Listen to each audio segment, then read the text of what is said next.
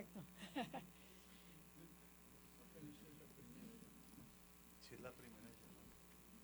¿Crista viene? Sí, Sí. Ok. Viene de un curso, pero sí viene. Ok.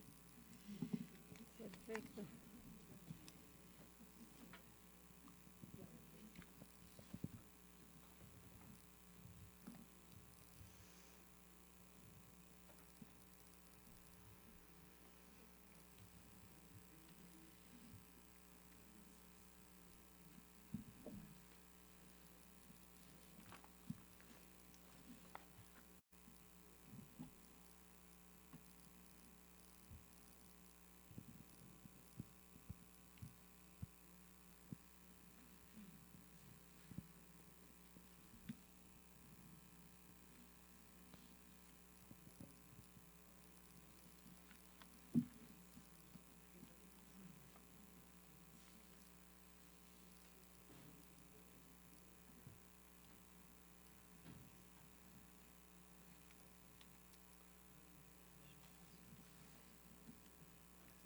Buenas tardes.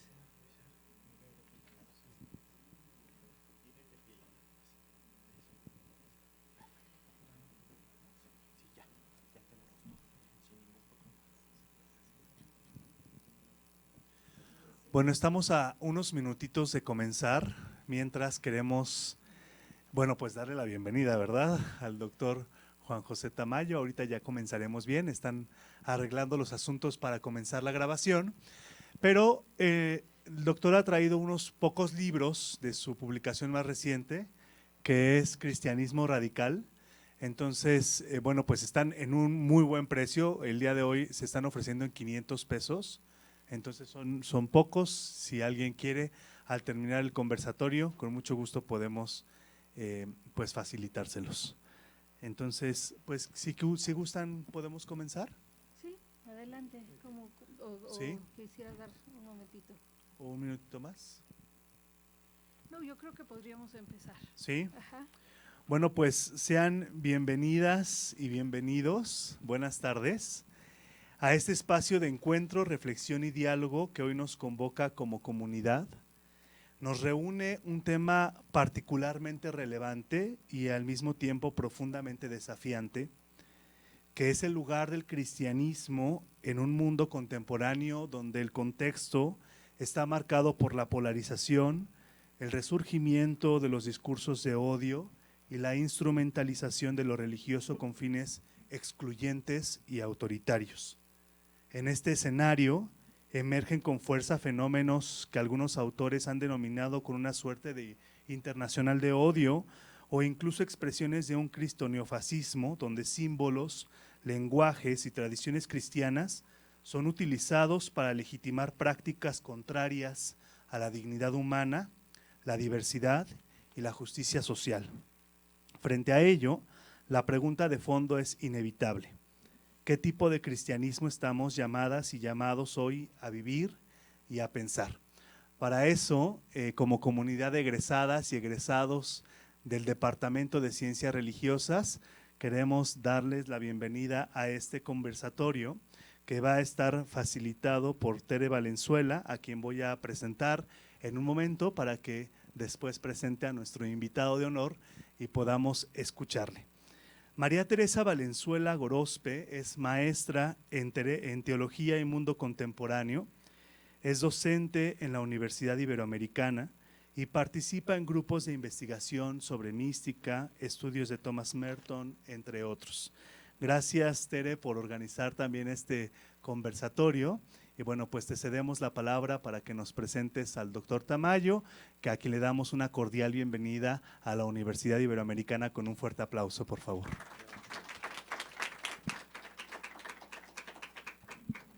Bueno, bienvenidos y bienvenido Juan José. Hoy, bueno, les presento a Juan José Tamayo, que yo creo que no necesita mucha presentación. Todos sabemos la grandeza de su trabajo, el gran recorrido que tiene y que de alguna manera, bueno, pues lleva muchísimos años siendo un teólogo crítico y un teólogo de la liberación y que lleva un gran recorrido, ¿no? Como me decía hace un momento, bueno, llevo 90 años en esto, tengo 83 años en esto y llevo 90 libros, ¿no? Entonces dice, empecé a los 24 y yo creo que pues con eso nos damos cuenta que pues lleva un gran recorrido en la teología y que pues además muy reconocido internacionalmente, no solamente en España ni en México, sino también en Latinoamérica, en África y en otros lugares. Y creo que eso es pues parte del valor de su trabajo, que no solamente está investigando en una sola zona, sino se mueve y tiene contacto con los diferentes grupos, grupos vulnerables, grupos teológicos y de investigación, y esto también le da pues un amplio camino para compartir como alguien posibilitado hablarnos de todo, ¿no? Y entonces es riquísimo su trabajo y de alguna manera, pues, o sea, me dio páginas y páginas de su currículum y entonces dije, no, creo que no puedo leer todo esto, pero bueno, tiene más de 90 libros. Lo que sí quisiera leerles es esta parte en donde habla de este cristianismo radical, de su último libro, y que es el que tenemos aquí, ¿no? Y anteriormente también había escrito La Internacional del Odio, cómo se construye y cómo se deconstruye. Este otro libro también es del cual vamos a dialogar entre estos dos libros el día de hoy, porque pues justamente tienen relevancia uno con el otro, ¿no? Entonces, bueno, yo lo que quiero platicarles un poquito es de su último libro que presentamos hoy, que es Cristianismo Radical, publicado por la editorial Trota en 2025 y ya va en su 4ª edición.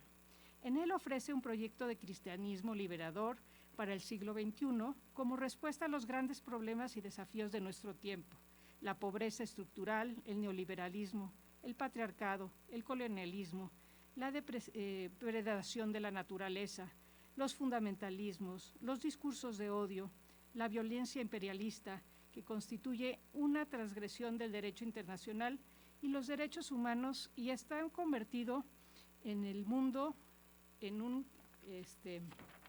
coloso, ¿no? Bueno, es un cristianismo que va a las fuentes ecoantropológicas del ser y del bienestar ecohumano, del vivir y del convivir y de las raíces del Evangelio como buena noticia de liberación. Se trata de un cristianismo liberador, feminista, ecologista, interreligioso, pacifista, utópico, intercultural, hospitalario, compasivo, no dogmático, indignado y en definitiva radical. Entonces, bueno, pues hoy tenemos a nosotros a Juan José, que nos acompaña.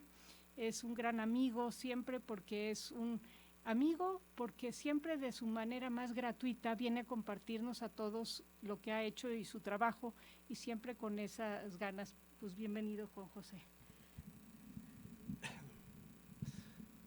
Buenas tardes, tengan todas y todos.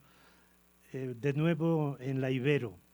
He recorrido ya muchos Iberos en América Latina, bueno, en México. Esta primera presencia tuve en la Ibero de México, de Santa Fe, el año 2006. Recuerdo que estaba participando en un congreso sobre el futuro de la religión y mi entrañable amigo, Carlos Mendoza, que ha sido profesor de esta casa hasta que fue a Boston College, pues supo de mi libro Fundamentalismos y diálogo entre religiones, fue a buscarme al congreso y me invitó para que lo presentara. De entonces para acá pues he venido varias veces. Creo recordar el 2015 que se celebró aquí la clausura de un gran congreso sobre salvar la naturaleza o salvar, no recuerdo cuál era el título, y posteriormente vine el 2017 con motivo del encuentro de Amerindia que celebramos en Puebla, en la Ibero de Puebla, ¿no? Posteriormente he viajado también a Monterrey, donde se ha creado una nueva Ibero, que es la que está dirigiendo ahora Juan Luis Hernández, que era profesor y vicerrector de la Universidad de Puebla. Y bueno, pues en este momento he tenido la suerte y la fortuna de encontrarme en un curso online que he dictado sobre la Internacional del Odio con Tere Valenzuela. Y la verdad es que ha sido un encuentro gratísimo, muy cordial, muy en sintonía desde el primer momento. Solamente nos conocíamos a través de los videos del curso y mostró desde el primer momento pues un gran interés porque yo les acompañara.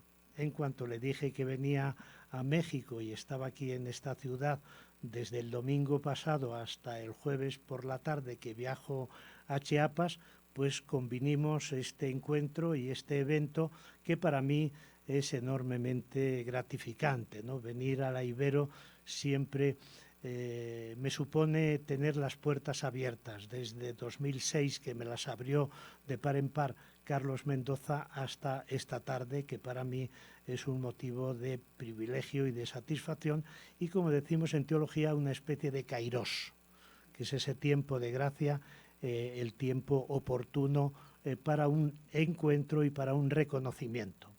Y claro, por supuesto, cuando me invitan a hablar de un libro, pues después de tantos como he publicado, además, pues es una gran satisfacción, ¿no? Presentar a un hijo de papel, porque además coincide que el hijo de papel, que es el cristianismo radical, también coincide con el nacimiento de mi primera nieta, con lo cual pues es un doble acontecimiento para mí enormemente gratificante, ¿no? Y bueno, voy a intentar responder a un par de preguntas o tres. La primera sería, ¿cuándo decido yo escribir este libro, Cristianismo Radical?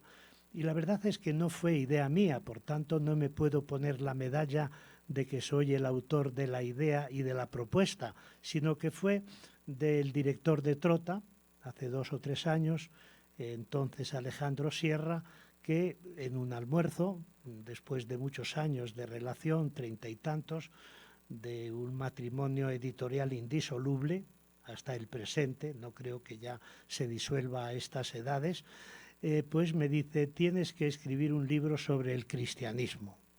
Claro, yo me quedé muy sorprendido y le dije, Alejandro, pero si vengo escribiendo desde del cristianismo desde mi más tierna juventud, desde que empecé a escribir en el diario de mi provincia, que era el Diario Palentino, el Día de Palencia, ¿no?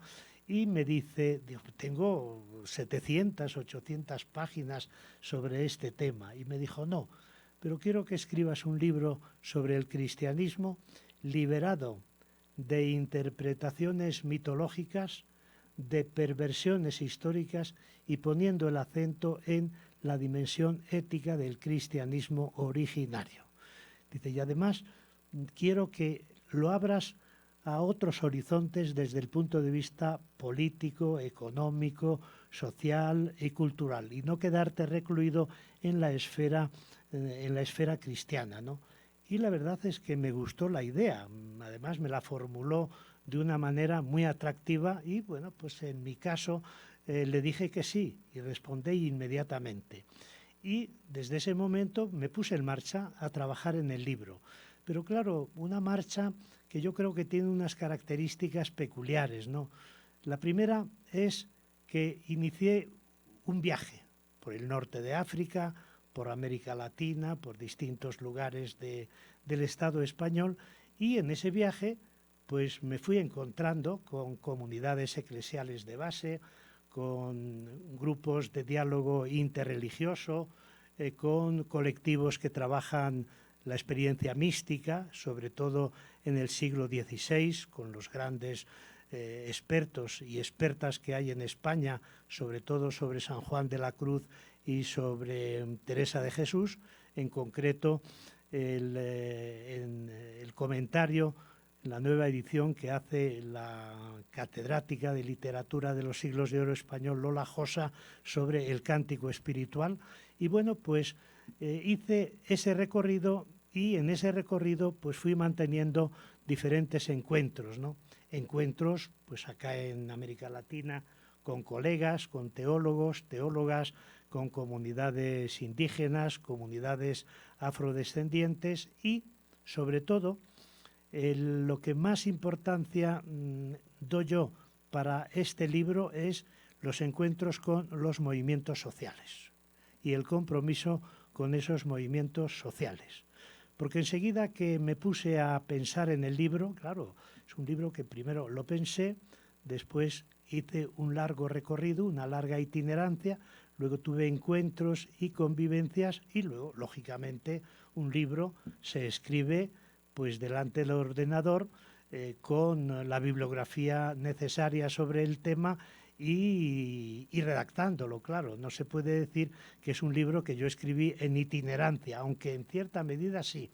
Y precisamente por los encuentros que yo mantuve para escribir este libro, pues creo que se puede hablar de una coautoría colectiva. Es decir, que quizás tendría que haberme referido en el libro y en la autoría pues a otra serie de personas y de colectivos que me han ayudado, pero la verdad es que pues no lo he hecho y quizás pues en la quinta edición lo haga por un reconocimiento y por un agradecimiento, ¿no?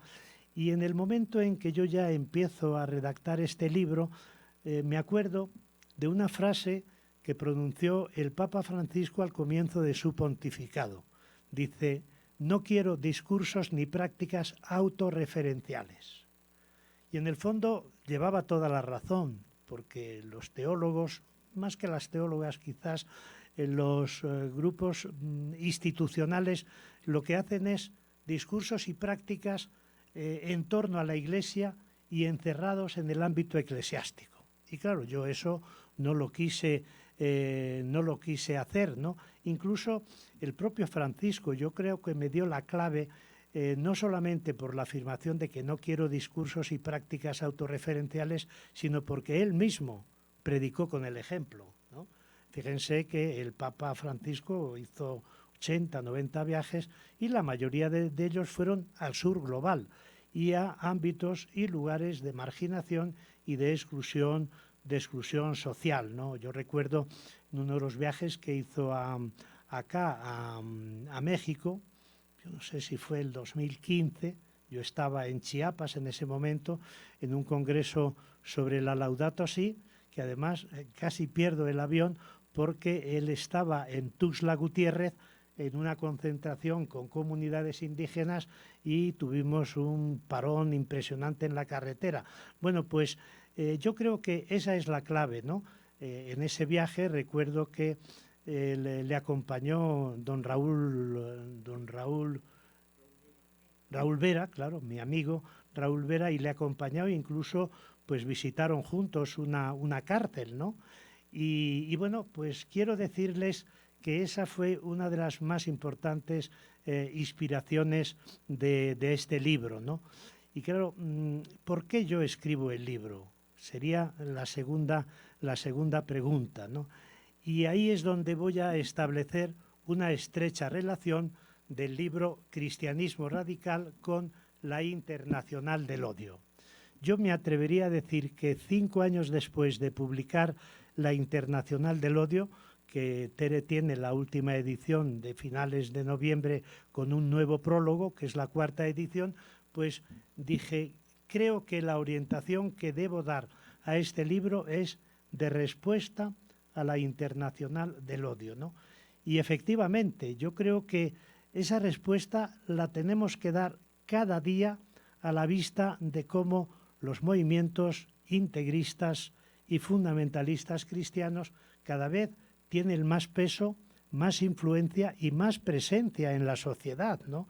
Hasta el punto de que ya hoy se normaliza pues que en España haya un partido político que se llama Vox y que ocupa las sillas en los congresos, en el Congreso Nacional de Diputados y Diputadas, en las asambleas de las diferentes comunidades autónomas, en los ayuntamientos, y que eso pues se considera algo normal cuando hace 20 o 25 años no podíamos imaginarnos algo parecido. Y es que además yo creo que en esta relación de cristianismo radical como respuesta a la Internacional del Odio nos están dando la razón a diario estos colectivos integristas y estos partidos de la extrema derecha. Recordarán sin duda ninguna hace 3 o 4 días esa escena que apareció en televisión en la que 18 pastores y 2 pastoras llegaron al palacio, a la Casa Blanca, y hicieron una oración con Trump imponiéndole las manos, ¿no? ¿Qué quería decir eso?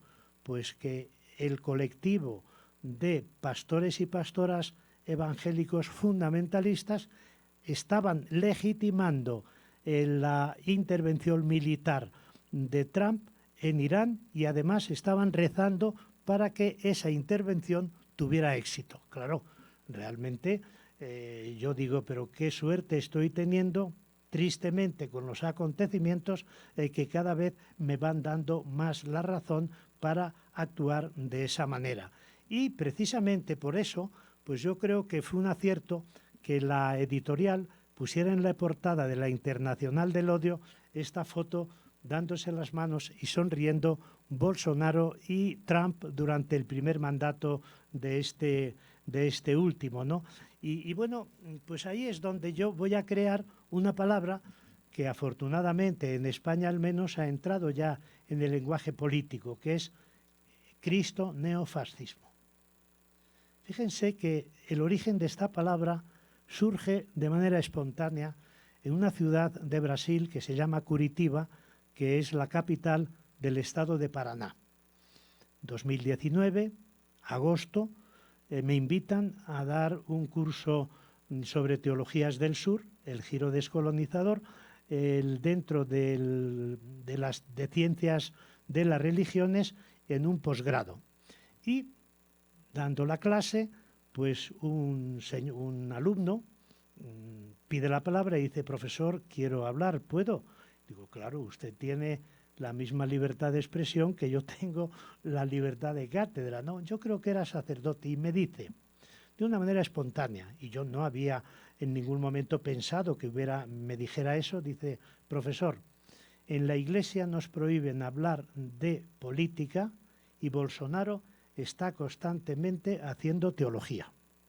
Yo, claro, me di cuenta enseguida por dónde iba, pero como que no le di importancia. Y le dije, pero Bolsonaro ha estudiado teología, ha estudiado en alguna facultad, en alguna universidad.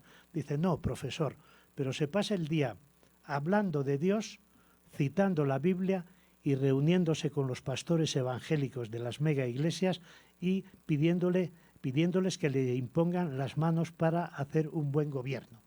Y entonces yo, como sin darle importancia, le digo, pues si le parece, podemos definir a Bolsonaro como el teólogo y el predicador del Cristo neofascismo.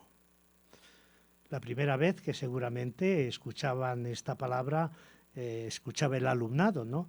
Y la primera vez que yo, pues la utilicé sin darme cuenta de que en los años 70 la teóloga alemana Dorothea Schelle habló del cristofascismo para analizar la vinculación o la relación estrecha entre el nazismo y las iglesias oficiales evangélica y protestante en Alemania. ¿Qué sucede?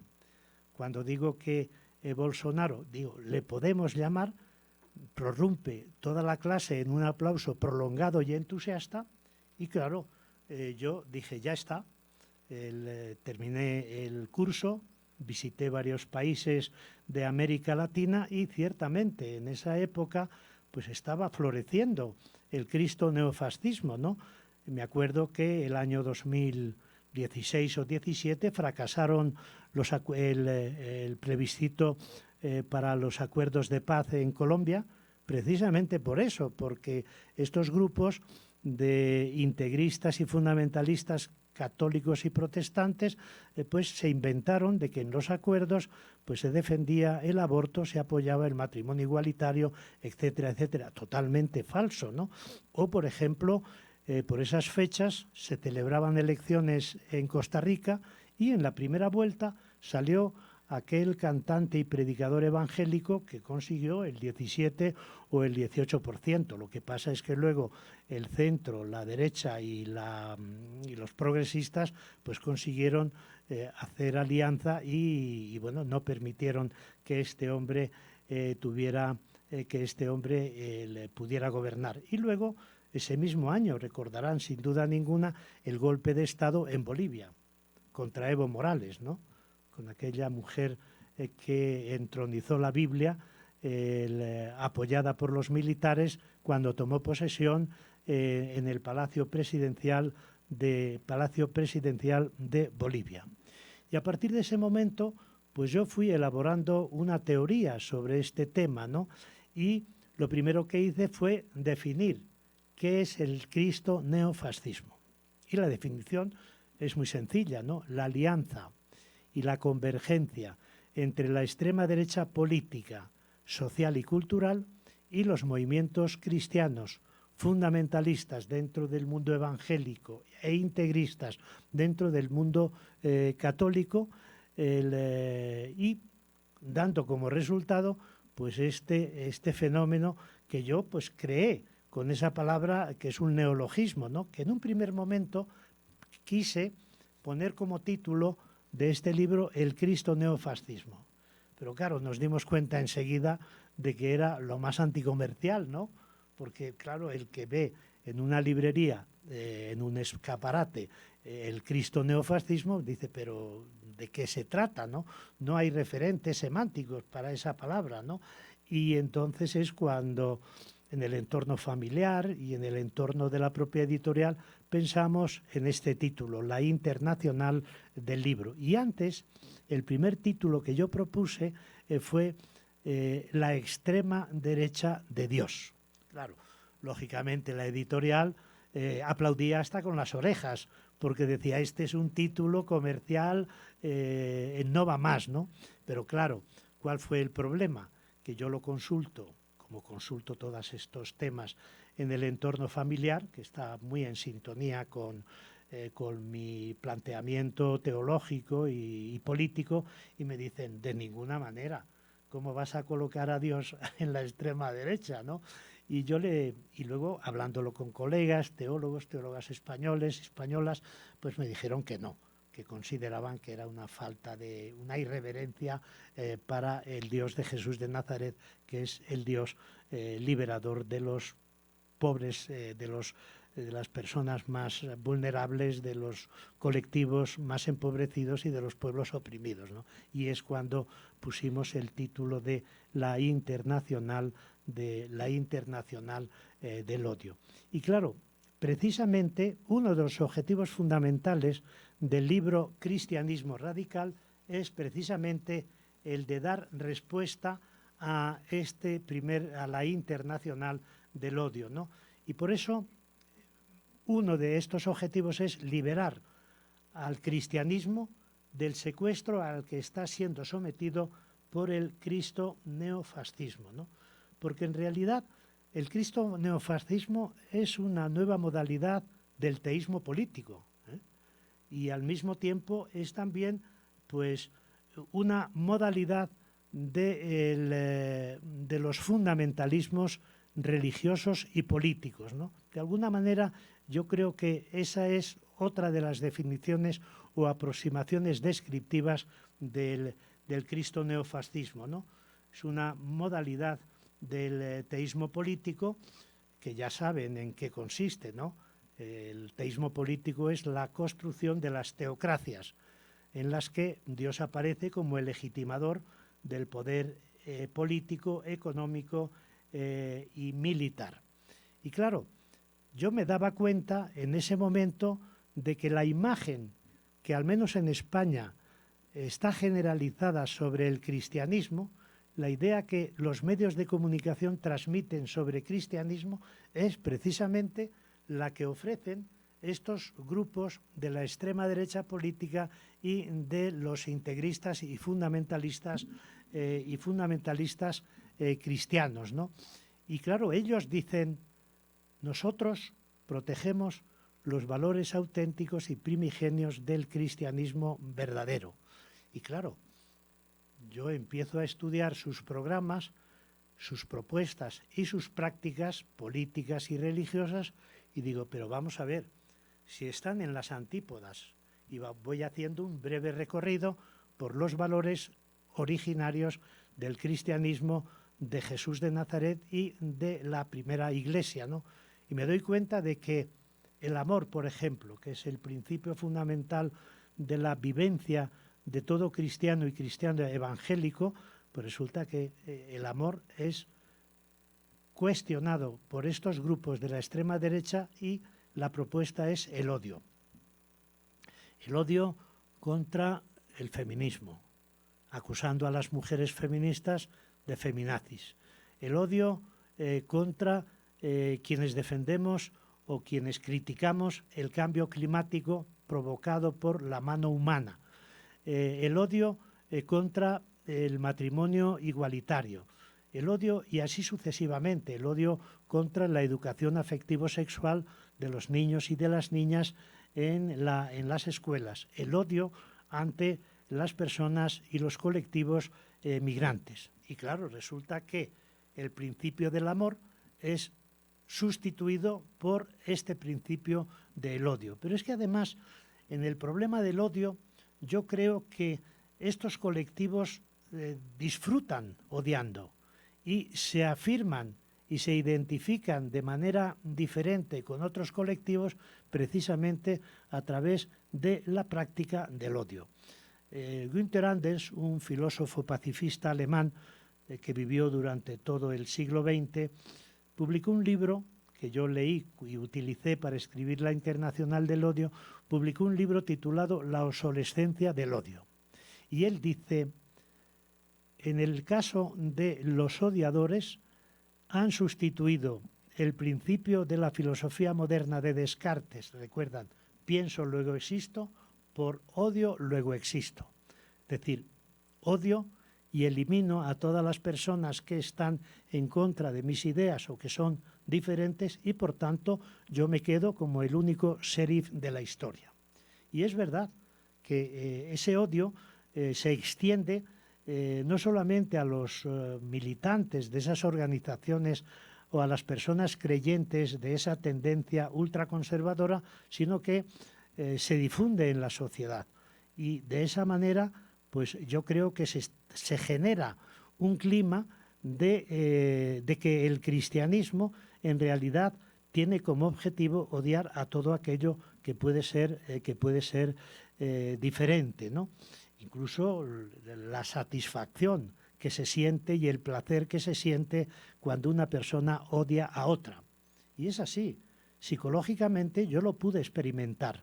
Recuerdo que el año 1973, con motivo de un juicio que se celebró al final de la dictadura en España contra 9 sindicalistas, el juicio 1001, pues resulta que nos encerramos en el seminario de Madrid para protestar por la celebración de ese juicio y los obispos nos dijeron que nos iban a proteger y que si nos detenían iban a estar ellos a la puerta para reconocernos a todos y nos dejaron en la estacada y lo que llegó fue la policía y nos detuvo a todos. Y a mí pues me llevaron a la Dirección General de Seguridad, ¿no? Y fui torturado. Y yo me daba cuenta de que la tortura estaba produciendo un verdadero placer a los torturadores. Fíjense lo que esto supone, ¿no? Bueno, pues es que hay que tomarlo muy en serio y es algo gravísimo, ¿no? El segundo valor del cristianismo, ¿cuál es? El perdón. ¿Cuál es la respuesta de estos grupos? La venganza contra todo aquello que no esté conforme con sus ideas, que en realidad son las fake news, ¿no? Las falsas noticias en las que se basa el odio, ¿no? Que es una construcción puramente imaginaria, ¿no? El tercer valor del cristianismo, pues es la amistad, que el Papa Francisco en la encíclica Fratelli Tutti, recordáis, le aplica un adjetivo que es la amistad social y la caridad social. ¿Cuál es la respuesta de estos grupos y de estos colectivos? La dialéctica entre amigo-enemigo.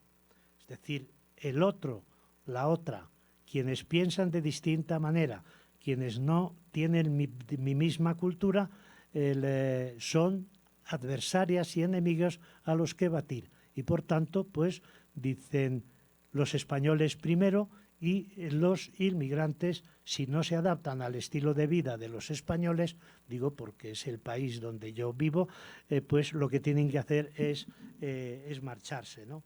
Luego, otro valor fundamental entre las religiones y muy especialmente en el judaísmo y en el cristianismo y en el islam, ¿no? La hospitalidad. Yo creo que se puede decir que la hospitalidad es, por utilizar la expresión kantiana, el imperativo ético de todas las religiones, ¿no? Bueno, pues, ¿cómo sustituyen o por qué sustituyen la hospitalidad todos estos grupos? Pues por el racismo y por la xenofobia. Fíjense, pero claro, es un racismo y una xenofobia muy selectiva, porque no cierran las fronteras a todos los que vienen de fuera, sino solamente cierran las fronteras y piden su expulsión a aquellos grupos de migrantes, de refugiados y desplazados que son pobres. Por eso es muy importante esta palabra que incorporó y que ya está en el diccionario de la Real Academia Española y de todas las academias latinoamericanas, la filósofa moral de Valencia, Adela Cortina, aporofobia. ¿Recuerdan, no? Bueno, pues yo creo que eso es lo que mejor refleja el contravalor frente a la hospitalidad de todos estos colectivos, es decir, el odio a los inmigrantes pobres. Este es el tema, ¿no? Y finalmente, otro de los valores que yo creo que está en la base de un cristianismo auténtico es el respeto al pluralismo, el reconocimiento de la diferencia. Somos iguales, pero al mismo tiempo somos diferentes y hay que admitir tanta igualdad como no desemboque en la uniformidad. Y hay que admitir tanta diferencia entre los seres humanos siempre que no desemboque en desigualdad. Y por tanto, yo creo que la clave de la contraposición de valores está en que en estos colectivos se odia y se adopta una actitud de intolerancia frente a las personas diferentes. Yo creo que por ahí es por donde se puede establecer esta comparanza entre los dos libros, La Internacional del Odio y el cristianismo radical. Cuando ya me dicen a finales de octubre que quieren publicar la 4ª edición de La Internacional del Odio, me piden un prólogo para analizar qué ha pasado desde noviembre de 2020, que aparece la primera edición, hasta octubre de 2025. Y en la nueva introducción, en el nuevo prólogo, pues hago un análisis de las manifestaciones de odio y de Cristo neofascismo en dos figuras que me parece que son claves porque además se mueven por motivos religiosos o por legitimación religiosa, ¿no? Que son Trump, que tiene un reconocimiento por parte de los movimientos fundamentalistas evangélicos, y el Netanyahu, que tiene el reconocimiento del 95%, según la última encuesta que he consultado, de la población judía. Claro, imagínense ustedes, por tanto, cómo se verifica empíricamente el título y la propia portada, que ya ahora mismo en la 5ª edición, que creo que ya están preparando, les voy a decir que preparen una foto en la que se den la mano Netanyahu y Trump, sobre todo a partir de todo lo que está sucediendo en este momento. El segundo objetivo que yo me propongo con este libro, Cristianismo Radical, y que creo que ahí es donde está la respuesta más firme al Cristo neofascismo, es la recuperación del carácter liberador del cristianismo originario. Y esto lo vienen haciendo desde hace 5 o 6 décadas acá en América Latina las teólogas y los teólogos de la liberación teología feminista, teología indígena, teología afrodescendiente, teología del pluralismo religioso, teología económica, económica de la liberación, pero claro, en la medida en que estos movimientos, comunidades de base, obispos que trabajan pastoralmente desde una perspectiva liberadora, todo esto va a ser neutralizado dentro de la propia institución. Y nos encontramos con que el carácter liberador del cristianismo originario pues ha sido mercantilizado por la propia religión, ¿no? No sé, pero voy a poner un ejemplo quizás desde mi ignorancia, porque aquí sí que me puedo meter en camisa de 11 varas, como decimos en España, pero el caso de Guadalupe. El caso de Guadalupe, aparte de fomentar, y me parece muy bien, la religiosidad popular, según he leído, tiene una fuente de ingresos espectacular, ¿no? Entonces, claro, son los mercaderes del templo, es la propia religión oficial que se mueve por intereses, aparte de legítima religiosidad popular, pues se mueven por esos intereses económicos que Jesús de Nazaret cuestiona y critica. Y luego, claro, mercantilizado sobre todo también por los poderes políticos y los poderes económicos, ¿no? Y fíjense que cuando yo empezaba a dar vueltas a esta idea de recuperar la dimensión o el carácter liberador del cristianismo originario, me encuentro con un artículo publicado el año 1921 con el título El capitalismo como religión, de uno de los grandes filósofos de la Escuela de Frankfurt, Walter Benjamin. Ese año, el 21, publica un artículo impresionante que se titula El capitalismo como religión.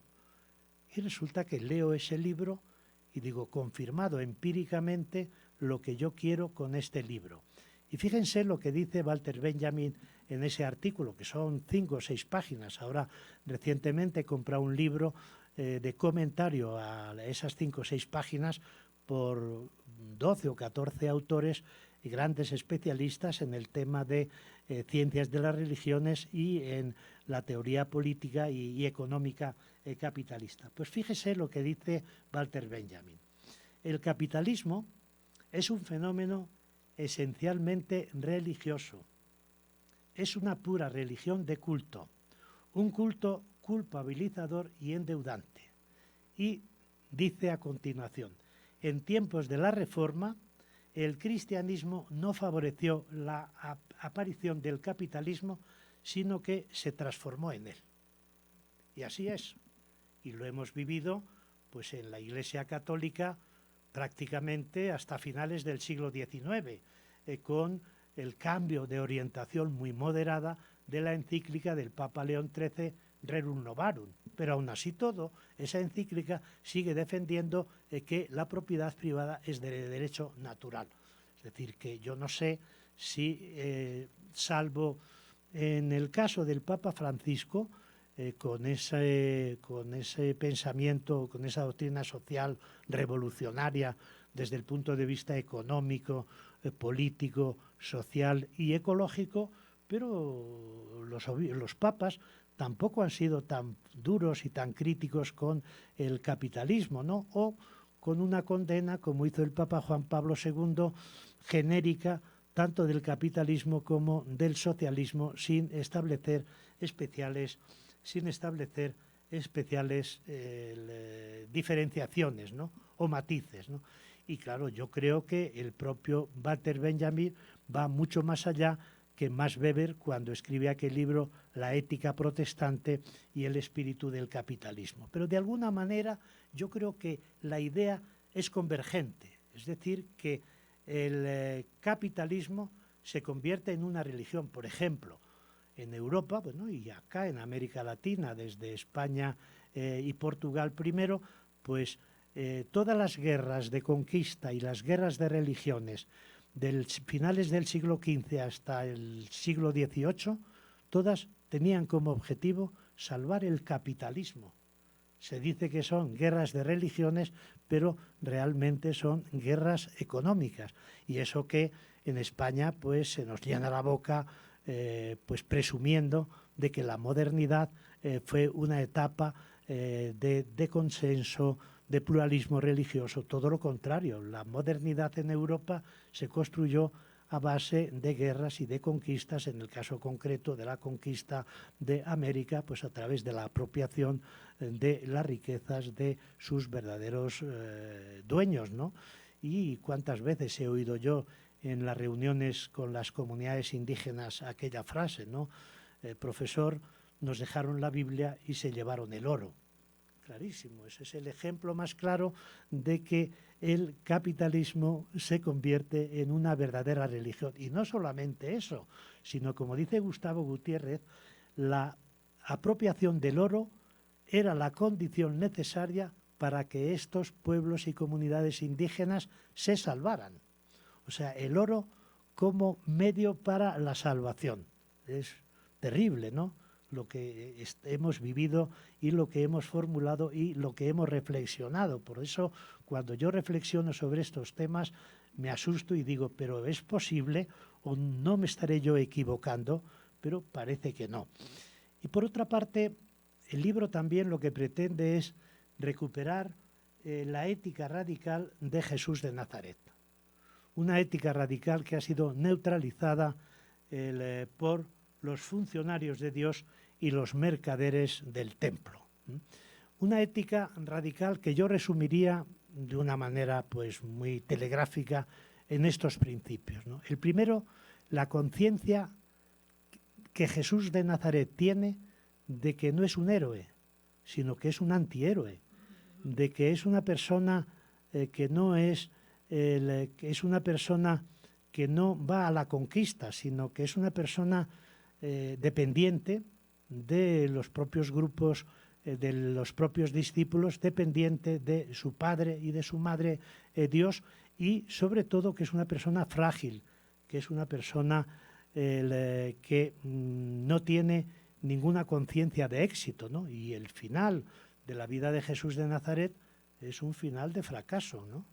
Él fracasa y lo dice y lo expresa de esa manera, con el Salmo 21, Dios mío, ¿por qué me has abandonado? Dice, estoy en las últimas, me llega el agua al cuello, voy a fracasar en mi proyecto de la realización del reino de Dios y tú no vienes, Él me ayuda.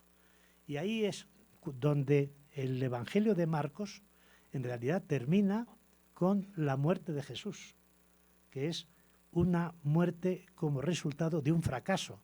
Lo que pasa es que posteriormente se incorpora el capítulo siguiente o 2 capítulos después para hablar de la resurrección. Pero la historia del Jesús histórico termina con un fracaso rotundo, ¿no?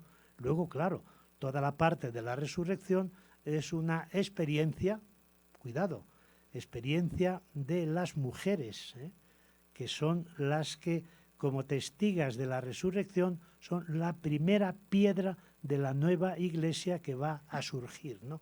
Y en ese sentido, pues yo, claro, cuando reflexiono sobre este tema, me acuerdo de la afirmación que hacía el profesor de teología que yo tuve en el seminario conciliar de Palencia, de España, ¿no? Decía, la iglesia nace con la resurrección. Y yo digo, qué verdad, decía este profesor que era muy conservador. Digo, pero voy a sacar una conclusión con la que él seguro que no iba a estar de acuerdo, ya fallecido hace muchos años. Si la iglesia surge de la resurrección y las primeras testigas de la resurrección son las mujeres, posiblemente sin el testimonio de las mujeres, hoy no existiría la iglesia. Claro, esta es una afirmación muy arriesgada que yo puedo hacer con fundamento. Fíjense que además lo fundamento en una tesis de un profesor de teología más bien conservador, porque no había pasado el Concilio Vaticano II. Entonces, la clave fundamental de la ética de Jesús es la conciencia de su vulnerabilidad, de su fragilidad y de que su proyecto terminó en un fracaso, si bien abierto siempre a la esperanza. La segunda característica, pues es la opción por las personas más vulnerables. Precisamente, si uno no tiene conciencia de vulnerabilidad y de fragilidad, es muy difícil que se identifique con las personas más vulnerables y más frágiles, ¿no? Con las personas sufridoras y con las víctimas de la historia. Y en ese sentido, claro, la opción de Jesús por estas personas vulnerables, estos colectivos empobrecidos y estos pueblos oprimidos, claro, porque esa es una de las claves fundamentales del universalismo de la salvación por parte de Jesús de Nazaret. Pero claro, fíjense que la opción por los pobres, que tanto ha defendido y que sigue defendiendo la teología latinoamericana de la liberación, es primero una verdad teológica. Es decir, la base de la opción por los pobres está en el Dios defensor de los empobrecidos, el Dios de los profetas, el Dios del Éxodo, el Dios que defiende a aquellas personas a quienes que son traicionadas en los tribunales. Y por otra parte también es una verdad cristológica, ¿no? El punto de partida de la opción por los pobres es precisamente nuestra fe y nuestro seguimiento de Jesús de Nazaret, el Cristo liberador. Y luego, en tercer lugar, la opción por los pobres es una actitud ética de lucha contra las causas de la pobreza y de defensa de la justicia frente a la injusticia estructural. Pero fíjense en este dato, sobre el que he reflexionado esta mañana, o en el intermedio entre la conferencia que he tenido en la UNAM y el encuentro tan grato que tengo con ustedes, ¿no? No conozco a ningún teólogo que haya negado la opción por los pobres y que no la ha puesto como principio de su teología, que haya sido condenado por el magisterio. Y sin embargo, bastantes de las teólogas y de los teólogos que hacen opción por las y los pobres, por las y los oprimidos y por las víctimas, han recibido muchos castigos. Han sido prohibidos sus libros, han sido excluidos de sus cátedras, se les ha puesto un esparadrapo en la boca. Es el caso, por ejemplo, de Leonardo Boff, que precisamente le tengo que agradecer que haya escrito el prólogo de este libro, ¿no? Bueno, Leonardo Boff es condenado el año 1984 a un tiempo de silencio obsequioso y lo acepta y pronuncia aquella famosa frase: prefiero caminar con la Iglesia a no ir solo con mi propia teología. Perfecto. Le levantan el silencio obsequioso. Siempre los adjetivos son dentro del magisterio eclesiástico muy peculiares porque rebajan lo que es una condena dándole otra orientación, ¿no? Cuando, por ejemplo, pues fue objeto de censura y fue investigado, y Leonardo Boff llega al Vaticano, pues le dicen: no, vamos a tener con usted un diálogo teológico, cuando ya la condena estaba decidida, ¿no? Y en mi caso sucedió lo mismo. Yo recibo un documento de Roma condenando mi libro Dios y Jesús, el horizonte religioso de Jesús de Nazaret, y me dice el presidente de la Comisión para la Doctrina de la Fe de la Conferencia Episcopal Española: mira, si firmas este documento se termina el problema y ya no nos vamos a meter contigo. Y claro, yo le dije: mire, pero si ustedes no me han llamado, ustedes no han hablado conmigo, ustedes hacen como en la Inquisición, primero matan y después preguntan. Digo, pues ciertamente no voy a firmar mi sentencia de muerte o mi condena como hereje, precisamente para que de esa manera pues ustedes me acepten y me acojan. Bueno, pues yo creo que esto es lo más importante, ¿no?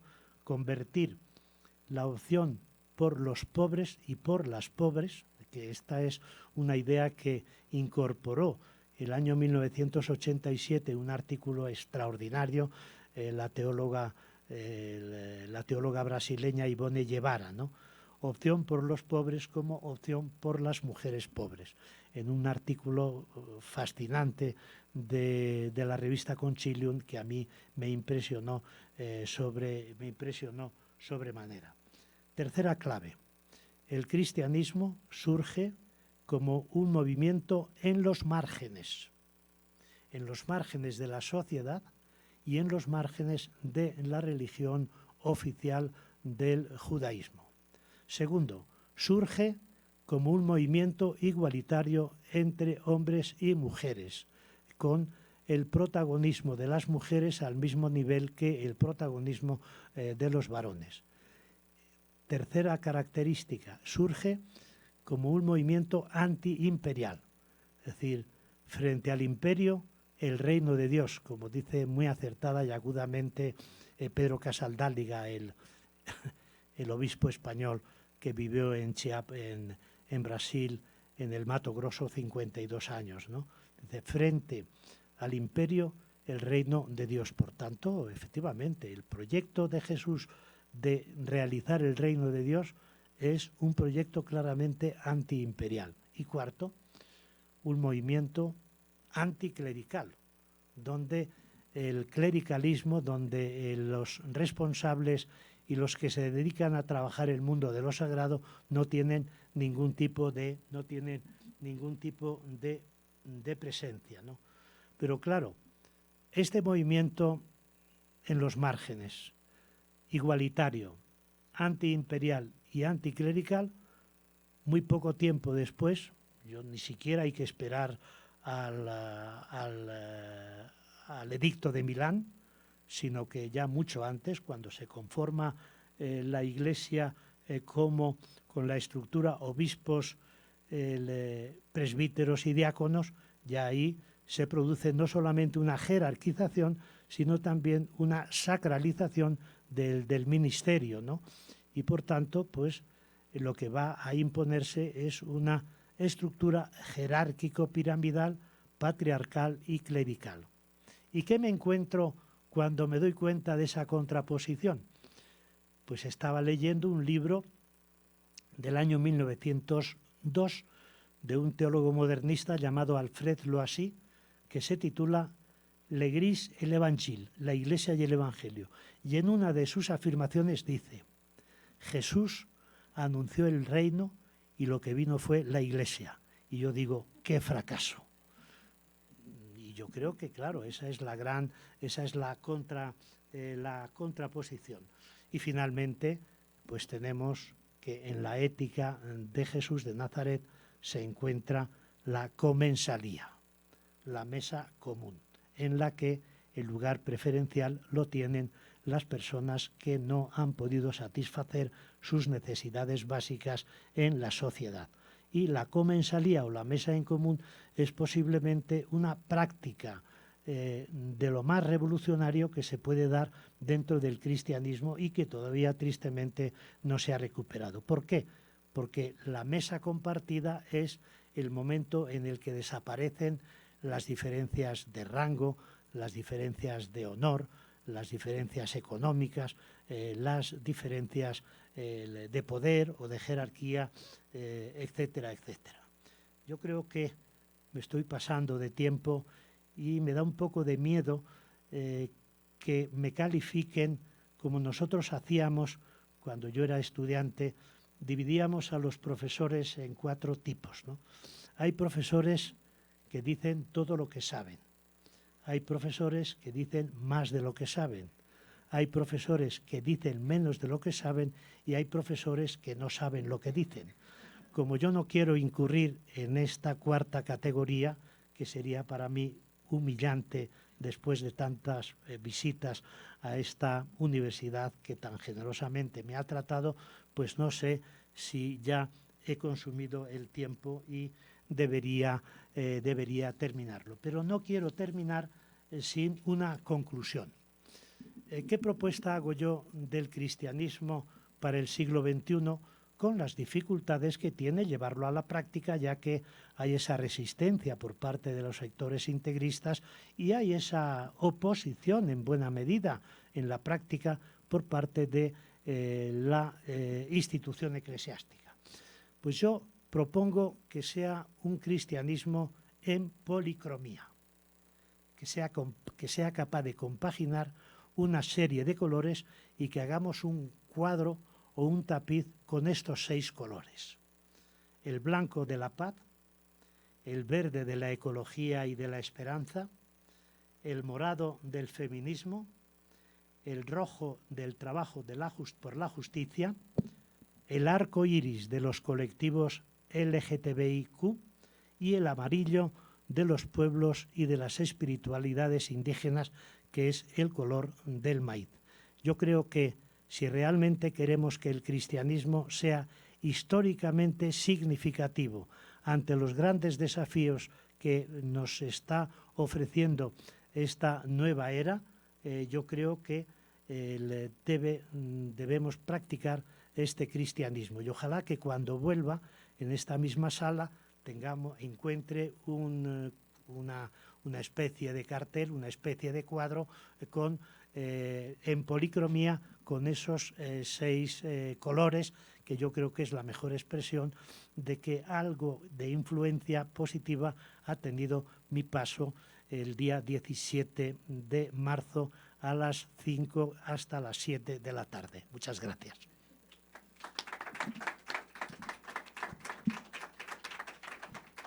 Pues muchísimas gracias, Juan José, y creo que, bueno, pues nos dejas con muchas ganas de leer el libro. Creo que hay muchísimo que dialogar y la invitación a que todos puedan hacer alguna pregunta, con qué nos quedamos. Y yo quisiera, antes de pasar el micrófono a todos, decir un poquito algo de lo que hemos charlado, ¿no? Muchas veces este cristoneofascismo del cual estamos hoy hablando y le ponemos un nombre, es algo que venimos viendo y que sucede y que cómo se va legitimizando el odio, y sin embargo hay muchas personas que caen dentro de esto y no saben, como una red de la que no saben dónde salir. Está bien, no está mal, por qué los de derecha, por qué hay mucho, así como los evangélicos que nos comentabas, también hay muchos católicos de derecha y que están en esta línea y que de alguna manera no se ven a sí mismos con esta categoría, por decirlo de alguna manera. Y yo creo que el que lo nombres pues nos ayuda a llevarlo a que tenga nombre algo a lo que debemos de atacar, ¿no? Porque no podemos quedarnos pensando que los cristianismos que a veces se enseñan en las escuelas estén generando división, odio, polaridades, etcétera, ¿no? Entonces, y se generan porque no hay con qué nombrar aquello que está sucediendo, y esto que nos compartes hoy creo que es muy grande en ese sentido.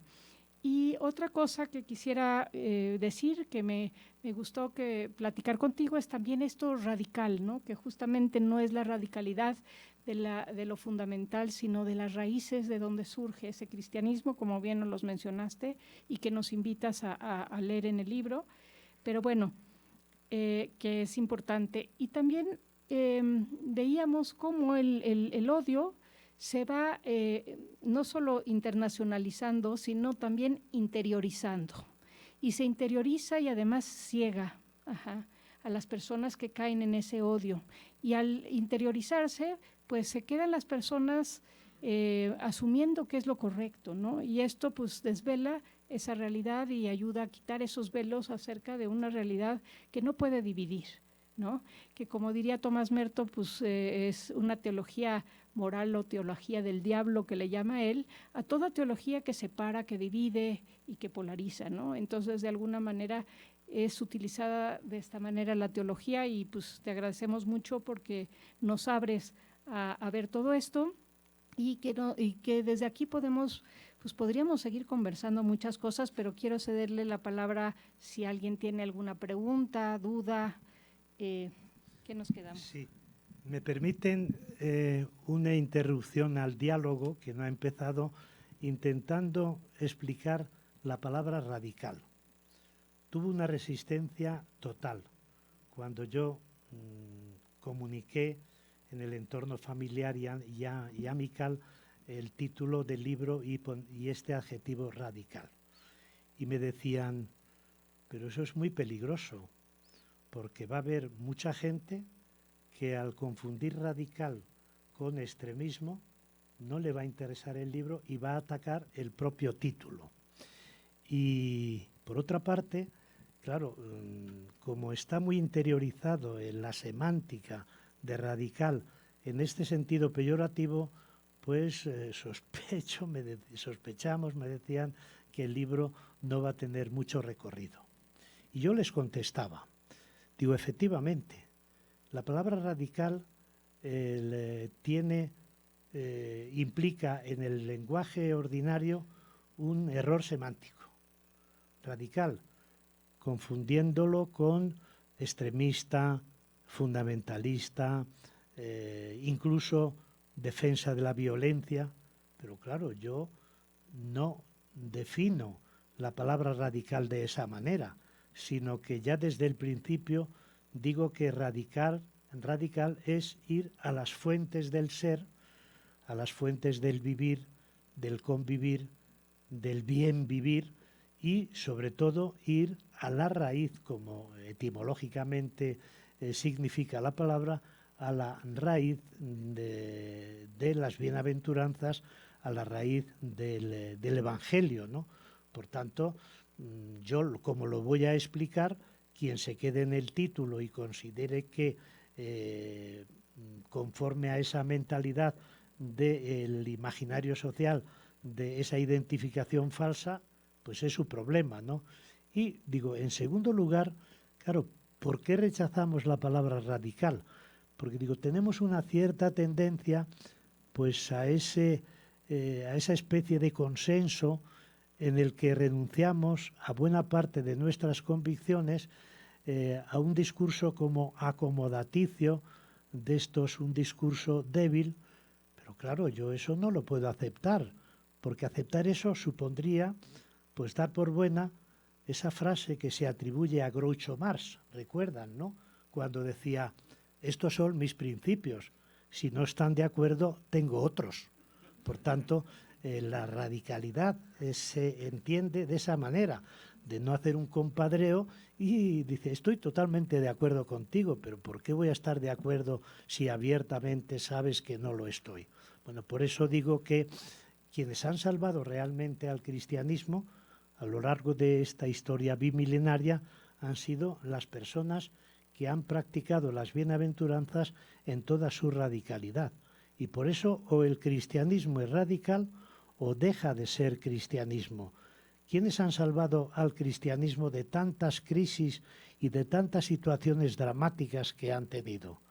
Claro, pues la vieja eclesiología que yo estudié en el seminario de Palencia es la sucesión apostólica. Quienes han salvado a la Iglesia han sido los que han sucedido a Cristo. A Cristo le suceden Pedro y los apóstoles, a los apóstoles le suceden el Papa y los obispos, y eso es lo que ha dado continuidad a la Iglesia. Y yo, después, claro, pues yo me salió en el examen la tesis esta de la sucesión apostólica y lo bordé, la verdad, y me dio un 10. Y fíjense, ya después de tanto recorrer por la vida y de tanto criticar la eclesiología tradicional, pues he descubierto que no ha salvado a la Iglesia de las crisis que ha vivido el Vaticano, más bien todo lo contrario. No le han salvado los papas, y miren que yo tengo como ejemplo a Calixto III y Alejandro VI, que fueron aquellos papas de la familia Borgia que fueron los más degenerados, ¿no? Estos papas no salvaron para nada a la Iglesia, ¿no? A la Iglesia no le han salvado los obispos, ¿no?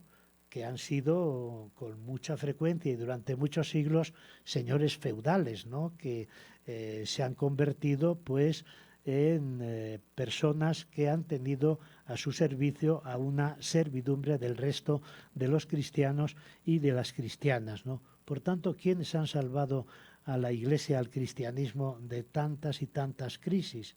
Pues las personas que se han enfrentado directamente con argumentos teológicos y con experiencias de vida alternativas a esa Iglesia institucional. Y por poner un ejemplo, sin cansarles demasiado, ¿quién salvó en la Edad Media, en plena cruzada y en plena época feudal, al cristianismo de esa alianza entre el trono y el altar y de la violencia para recuperar los santos lugares? Francisco de Asís.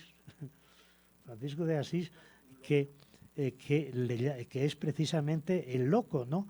Pero, ¿qué hace Francisco de Asís? Vivir la experiencia de la pobreza. Pero cuidado, la experiencia de la pobreza de Francisco de Asís no se reduce a una experiencia personal, sino que es toda una crítica al nuevo orden económico que estaba surgiendo a partir del comercio.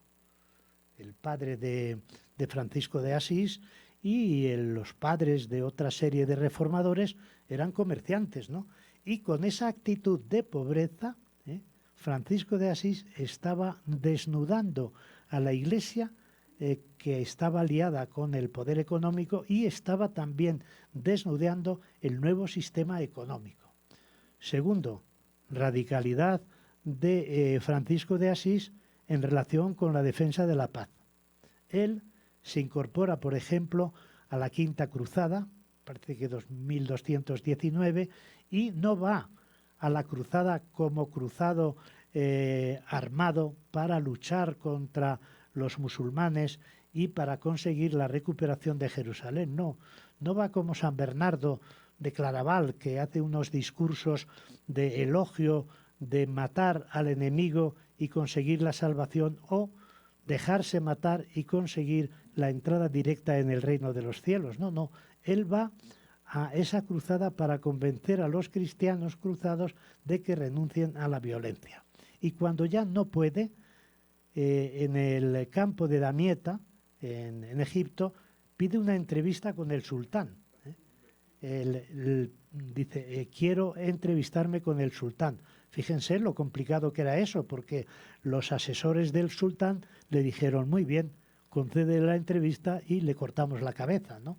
Bueno, pues tiene la entrevista con el sultán, que parece que era bastante tolerante, y llegan a rezar juntos. Incluso le regaló el sultán, le regaló el instrumento este de la llamada a la oración, y que está en la iglesia de Asís, y le dio un pasaporte para que pudiera visitar a los cruzados cristianos que estaban en Palestina, ¿no? Y tercero, la radicalidad de Francisco de Asís, cuando establece la hermandad animal-humana, ¿no? Es decir, llega a llamar hermano y hermana no solamente a la naturaleza, sino a los animales más violentos, ¿no? El hermano león. Bueno, pues con esto quiero indicaros que me parece que es bastante acertado el título del adjetivo radical. Y sobre todo, pues tengo que decir también que ha quedado desmentida su idea de que no iba a contar con lectores y lectoras, porque iba a echar para atrás el propio título de radical. Y en este momento estamos en la 4ª edición, y cuando vuelva va a aparecer la 5ª. Sí, encantado. Cuando quieran intervenir, con mucho gusto escucho sus intervenciones. No tienen por qué ser preguntas, pero si son preguntas y yo puedo responderlas.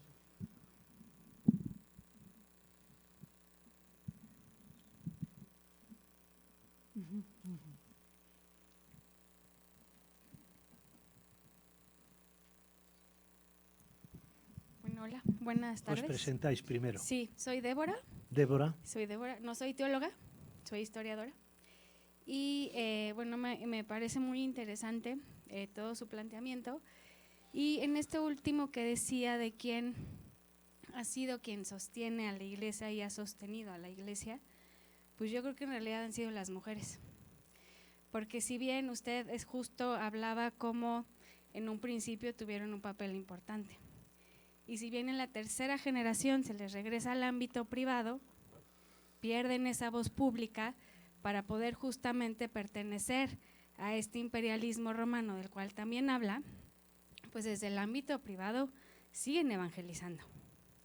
Y son las que evangelizan a los hijos, son las que evangelizan a los criados, son las que evangelizan en los mercados. Entonces, yo creo que la base de la iglesia, aunque, perdón, sí ha sido relegada de la base clerical, sí ha sido la base de esta iglesia como cuerpo de Cristo, ¿no? Y la iglesia pueblo de Dios. Entonces creo que a veces nos hace falta justamente hacer esta división entre la iglesia institución, que ciertamente llega con Constantino, pero sigue toda esta base de la iglesia pueblo de Dios, que ha sido sostenida por mujeres, aunque no se les reconozca o no se les haya reconocido, pero lo podemos ver en indistintamente que la fe empieza en casa, por la abuela y la mamá. ¿Quiénes son los que están en el catecismo? Son las mujeres, las catequistas. ¿Quiénes son en su mayoría las ministras de la comunión? ¿Quiénes son las mayoría las que están metidas en las parroquias trabajando? Mientras ciertamente la estructura clerical está en otros asuntos teológicos y dogmáticos y bíblicos, pero la base de la iglesia, que creo que es el pueblo de Dios, pues sí creo que ha venido siendo sostenido por las mujeres. Y bueno, esa es solo igual mi opinión desde historiadora, ¿no? Siguiendo como el paso de cómo pues va surgiendo la fe, pero bueno, esa es como mi perspectiva. Le agradezco mucho esa intervención y creo que hay que ampliarla diciendo que las mujeres recuperan en el movimiento de Jesús su libertad y la ciudadanía, y lo mismo sucede a lo largo de la historia del cristianismo con el mundo conventual y monástico. Hay una tesis de una historiadora española que trabaja el tema del feminismo en la Edad Media y dice que las mujeres encontraron la recuperación de su libertad y de su capacidad de reflexión autónoma fuera del ámbito del magisterio o de la estructura clerical a través de los conventos, ¿no? Y tercero, completando lo que usted dice, tercero, las mujeres que más contribuyeron a romper esa alianza entre el trono y el altar y desde el punto de vista teológico, una teología legitimadora del poder, pues son las mujeres místicas, de las que está llena la Edad Media, ¿no? Desde Hildegarda de Bingen pues hasta Teresa de Jesús en el siglo XVI. Y el fenómeno de las místicas, de las mujeres místicas, es mucho más importante que la de los varones místicos porque vivieron y fueron juzgadas y condenadas de manera más frecuente las místicas que los propios místicos. Por tanto, totalmente de acuerdo. Y por eso hay que decir también que quienes salvaron a la Iglesia de tantas crisis como esta vivió fueron las mujeres que luego han sido olvidadas en la historia, que ha sido escrita por manos varones y por clérigos mayoritariamente.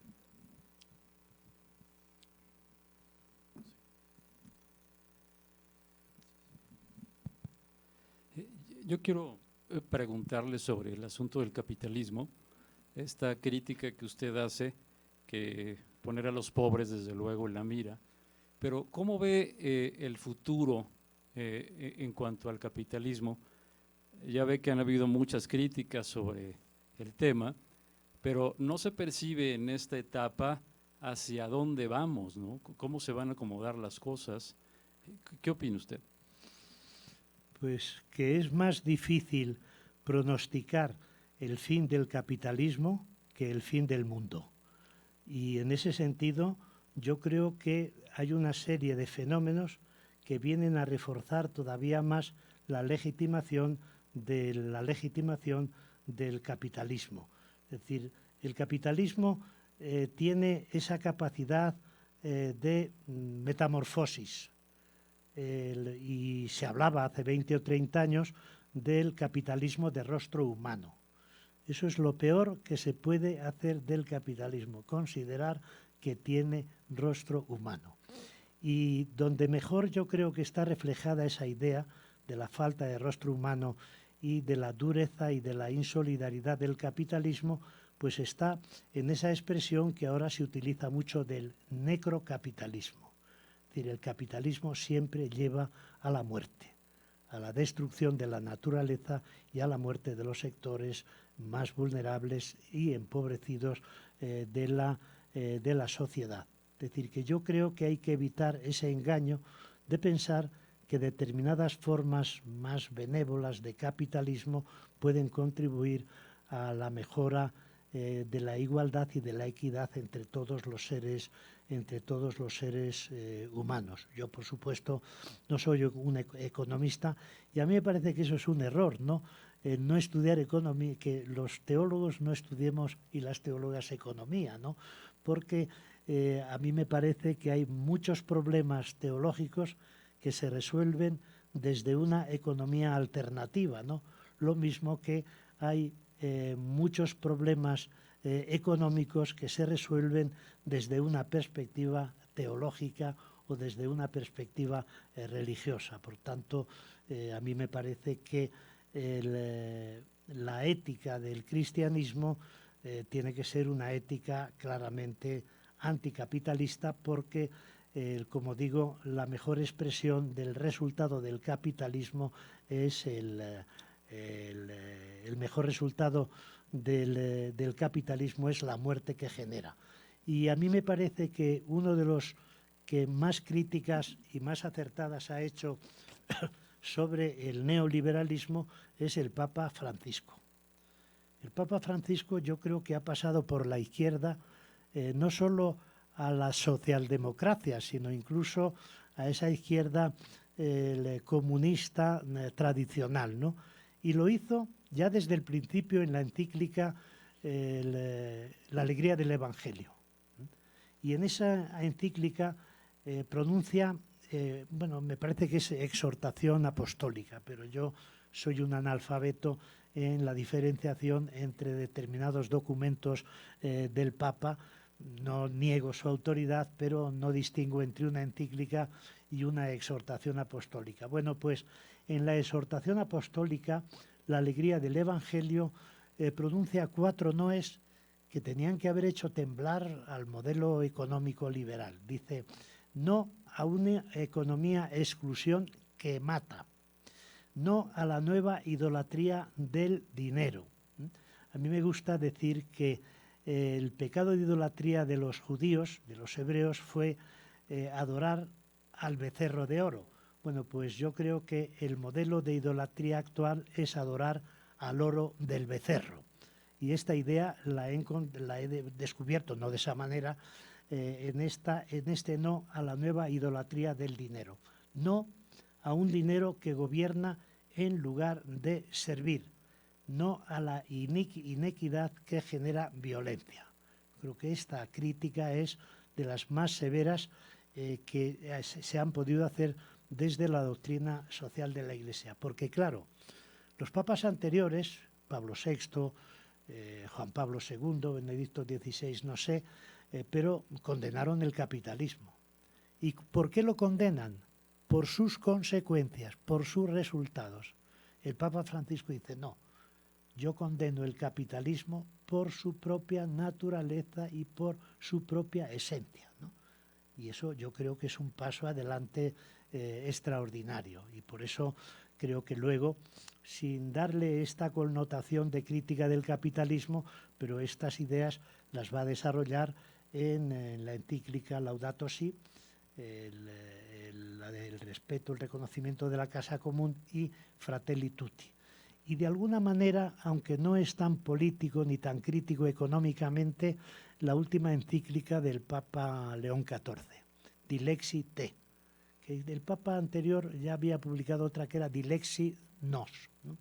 Y de alguna manera yo creo que esta encíclica Dilexi Te tiene esa línea de continuidad, esa línea roja de la crítica del Papa Francisco. Por tanto, pues a mí me parece que es un referente muy importante para esa crítica de un capitalismo que se metamorfosea para poder aceptarlo de una manera más generalizada cuando realmente la actitud tiene que ser de vigilancia y de crítica radical. Miguel tiene una pregunta y yo levanto la mano para también hacer una pregunta. Buenas noches. Buenas Miguel Ángel noches, ¿cómo Sánchez, soy está? profesor de Ética Teológica en el departamento. Perdón, no le he oído. Profesor de Ética Teológica en el departamento. ¿Y se llama? Miguel Ángel Sánchez Muy bien, Carlos. buenas tardes, Miguel Ángel. Buenas. Bueno, yo estoy de acuerdo con las cosas que has comentado. Yo creo que, bueno, yo tengo una idea y hasta al mismo tiempo una pregunta. Así como hay remedios, por así decirlo, recurrentes tanto en la teología como en la iglesia o en la historia de la iglesia, lo que comentabas, ¿no? Por ejemplo, San Francisco de Asís y otros grandes fundadores, ¿no? San Ignacio de Loyola, etcétera, etcétera.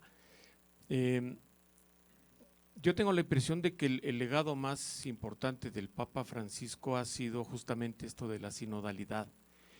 Y yo no sé si, yo tengo la impresión de que más que buscar hacer una reforma de gran calado que iba a ser difícil, yo creo que más bien lo que al promover la sinodalidad puso como una semilla de lo que puede ser que en un futuro próximo o lejano pueda servir como de renovación de la iglesia. Y yo creo que en ese sentido la sinodalidad está más bien orientada hacia el laicado y especialmente las mujeres. Yo creo que por ahí podría ser el que la iglesia pudiera tener futuro, porque yo creo que el clero, y no sé, a veces pienso que también los teólogos, y creo que ahí las teólogas tienen un lugar importante, pues ya somos como una especie en extinción, yo creo, ¿no? Ya como que cada vez hay menos clérigo, menos clero, menos teólogos profesionales, y yo creo que en esa medida en la que la sinodalidad pueda avanzar, porque también esa es una tarea que no va a venir de las cúpulas, es una tarea que tiene que venir de abajo. Yo creo que en esa medida va a poder haber pues una renovación, ¿no? Y a lo mejor a veces pienso que también es un retardar, pues un retardar esas grandes crisis que se van viendo. Yo creo que lo digo de paso, yo creo que a nivel del capitalismo, estos cambios que se promueven en el desarrollo del capitalismo, pues creo que más bien es como un retrasar el reloj de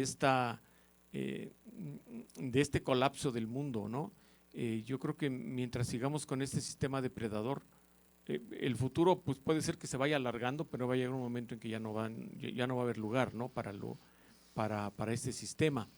Pero no sé qué opinas tú de esta parte de la sinodalidad, si se pudiera considerar que sería como una reforma a largo plazo que de alguna manera creo que va a caer, yo creo que, o si no está cayendo ya en manos del laicado, especialmente de las mujeres. Bueno, una intervención que me parece muy importante a dos niveles, ¿no? A nivel de lo del capitalismo, que bueno, pues vamos dejando espacio y transformaciones para mantener el mismo estatus económico. Eso me recuerda a la famosa frase de Gramsci que decía: el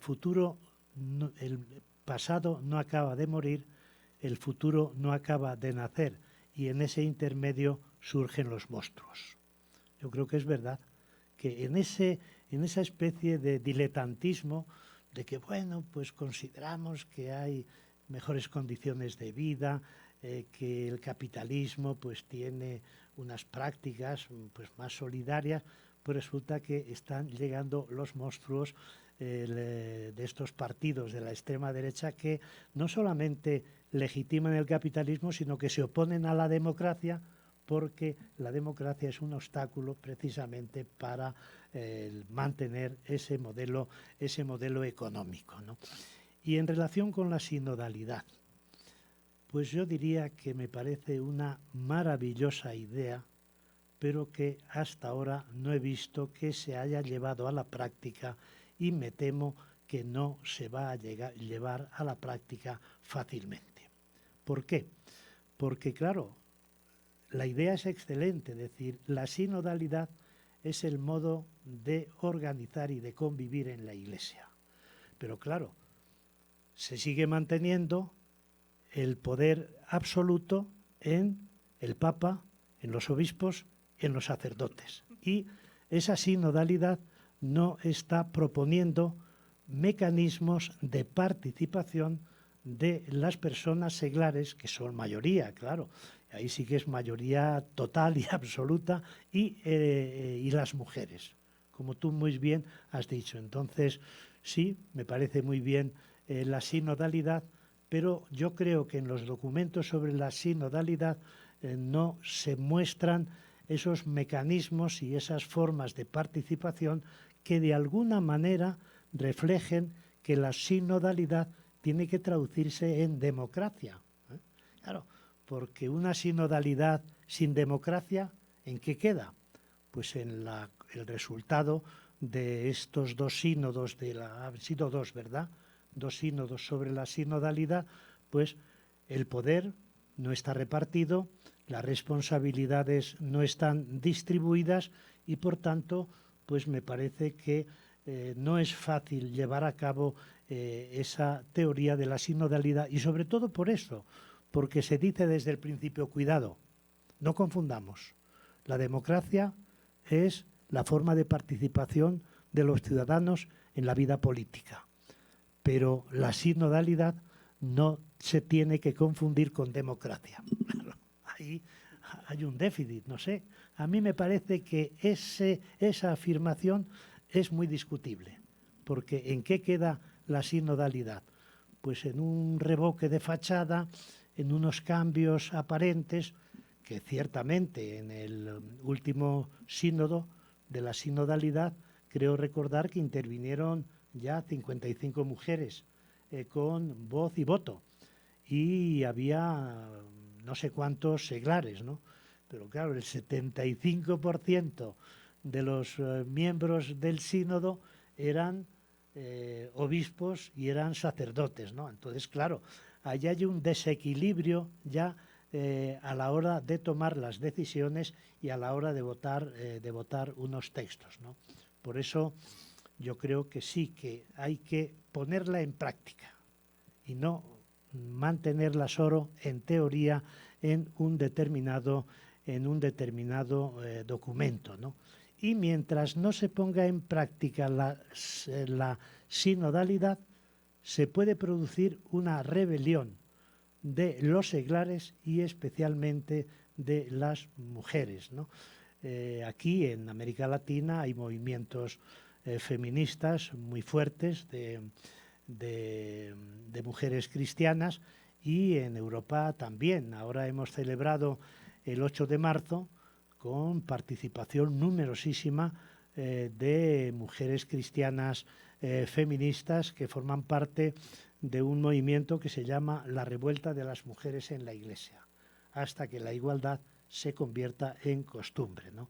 Pues yo creo que la forma de practicar la sinodalidad está en la revuelta y la rebelión de las mujeres y de los seglares. Sí, bueno, yo voy a hacer mi pregunta, después doy la palabra, porque también yo estoy totalmente de acuerdo en la incompatibilidad del neoliberalismo y del capitalismo y del horizonte ético que propone el cristianismo. Y sobre todo, más en el tema de esta aporofobia, como el odio que ha reconfigurado también ahora la geopolítica y la geoeconomía, ¿no? Con regiones, con subjetividades excluidas, descartadas, desechables, porque no pertenecen o favorecen el sistema económico del eficientismo, ¿no? O de la tecnocracia. Entonces, mi pregunta, y también le hablo porque me hizo mucha ilusión escuchar su alusión a Francisco de Asís. Yo pertenezco a un movimiento internacional que fundó el Papa Francisco, que se llama La Economía de Francisco, inspirado en San Francisco de Asís, ¿no? Como buscar horizontes que tengan convergencia entre la propuesta de San Francisco de Asís, también en su propuesta económica o en los aportes que tuvo a la economía en su contexto y en su tiempo. Y mi pregunta más bien, si usted nos pudiera dar algunas intuiciones que más bien sí deriven del horizonte ético del cristianismo para una transformación de la economía. Pues la verdad es que no las tengo, ¿no? Porque es un campo, bueno, primero no sé quién las tiene, ¿no? Porque todas son dudas, pero en este caso concreto, pues no es un tema que no haya estudiado, ¿no? Yo me he quedado en la incompatibilidad entre servir a Dios y servir al dinero, esa afirmación de Jesús de no se puede servir a Dios y al dinero porque si se sirve a uno se estará rechazando al otro, ¿no?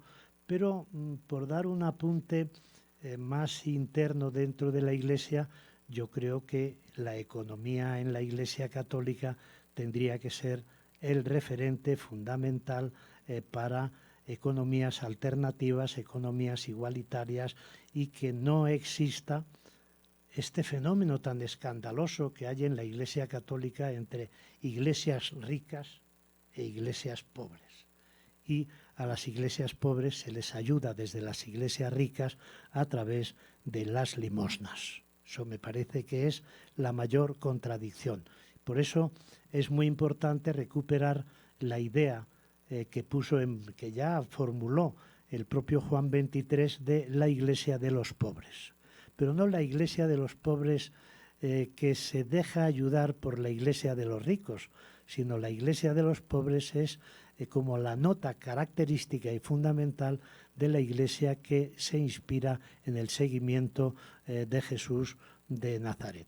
Es decir, cuando no hay justicia y no hay economía equitativa dentro de una institución, mal puede dar lecciones de economía solidaria esa institución dentro de la sociedad. Es decir, consejos vendo, pero para mí no tengo. Sí. Gracias. Soy Fernando Menéndez, egresado de la carrera de... De origen asturiano, por el apellido. Sí, de los Menéndez, de allá, de aquellos lugares. Egresado de la licenciatura en Ciencias Teológicas, aquí de la Ibero. Yo ingresé a estudiar teología porque me hice diácono permanente. Hace 41 años que soy diácono.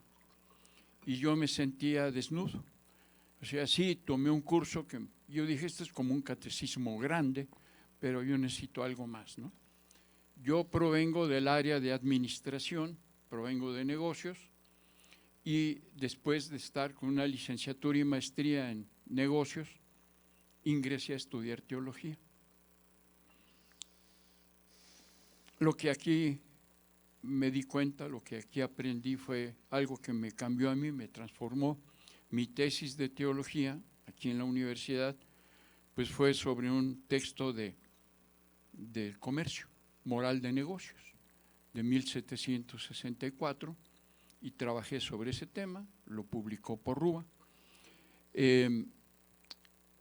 Y después de tener ya mi teología, hice el doctorado en administración y mi tesis fue sobre valores. Ahora, cuando uno ve las organizaciones eclesiásticas desde dentro, con conocimientos de administración y de economía, dice uno, bueno, es que esto no tiene remedio, ¿no? Porque lo que se estudia en administración es el cambio de las organizaciones, el mejoramiento de las organizaciones. Durante muchos años he enseñado yo ética en los negocios. Entonces, ¿cómo lograr el cambio? ¿Cómo hacer que una organización en donde no hay ética, pues sea ética? Hay dinámicas para eso que se manejan desde la administración. Yo con los 42 años, 41, que tengo viviendo en la iglesia y desde la iglesia, me doy cuenta de que se hace como que se hace y se hace para cubrir las apariencias. Se hacen planes de pastoral que dice uno, bueno, esto viene de la nada y va hacia la nada y parece ser que se quiere cubrir el trámite nada más para que más arriba vean que se hace pastoral, se hace la planeación. No hay cambio. Ahora, cuando yo he he pensado en los temas del capitalismo, también aprendí aquí que existe el pecado estructural, ¿verdad? Una economía que hace, es una máquina de hacer pobres, que los ricos se hacen cada vez más ricos y los pobres se hacen, cada vez son más hay más pobres y cada vez son más pobres. Yo ya tengo algunos años viviendo en parroquias, varios años, que son de los que viven en los extremos de la ciudad, en las áreas más pobres del área metropolitana.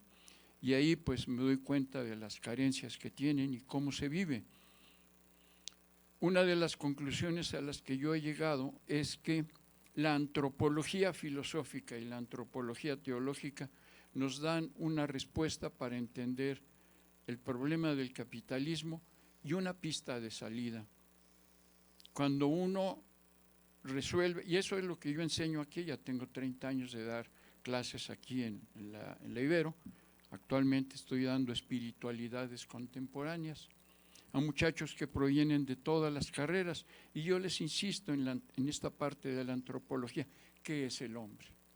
El hombre, yo les digo, lo podemos resumir en dos perspectivas, o es un fin o es un medio. Aquí adentro ya tenemos el programa y lo aprendemos desde pequeño, lo mamamos en casa. ¿Qué es el hombre?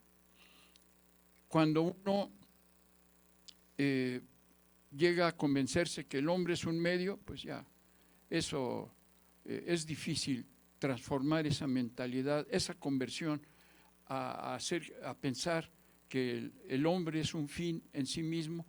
Desde la teología pudiéramos decir, es una criatura de Dios, es un hermano mío, es alguien que está en situación de desamparo, no sé.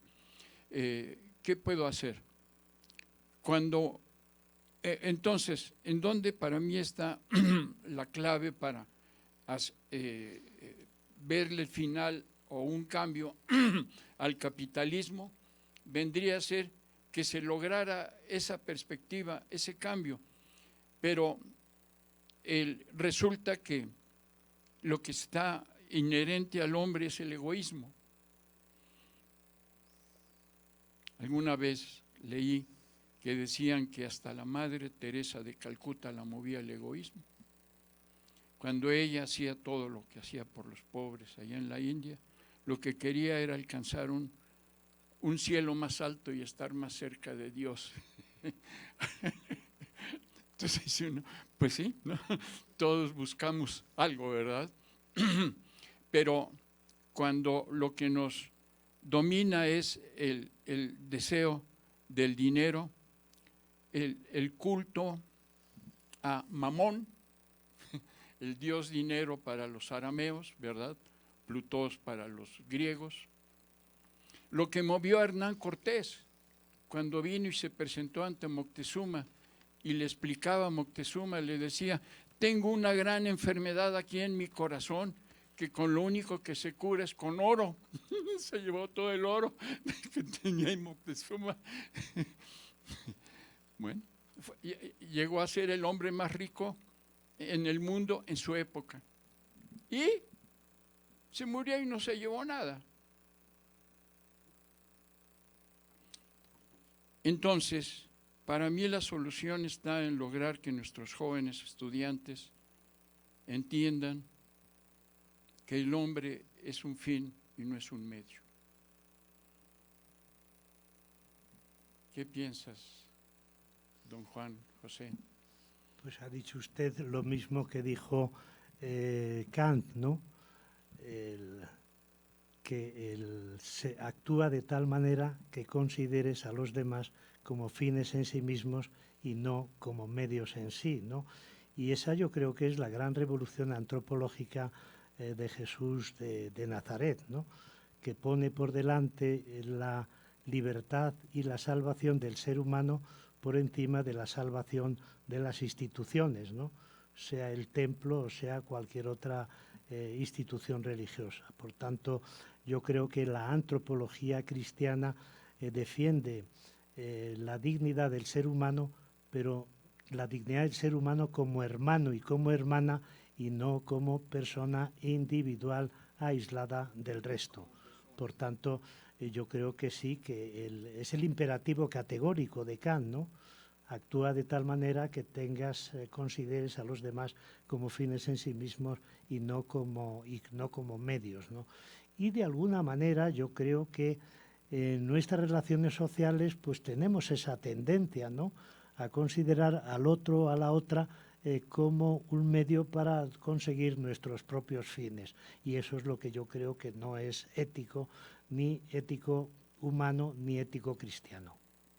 Es decir, que utilizar a los otros para nuestros propios fines en vez de considerar a la otra persona como fin en sí misma. Bueno, pues a mí me da pena mucho tener que ir finalizando, ¿verdad?, este conversatorio. No sé si tuviera una última pregunta breve. ¿Alguien tiene alguna última pregunta breve?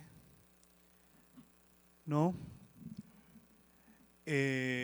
Pues queremos agradecerle infinitamente el que se haya dado la oportunidad, y también a Tere Valenzuela, que lo haya invitado y que haya dado un espacio para esta su casa, también la Universidad Iberoamericana. A nombre de quienes hacemos parte del departamento, de las y los egresados, también el cuerpo docente, aquí también nos acompaña nuestra directora, la doctora Crista Patricia Godínez Munguía, que también aquí está con nosotros, con nosotras.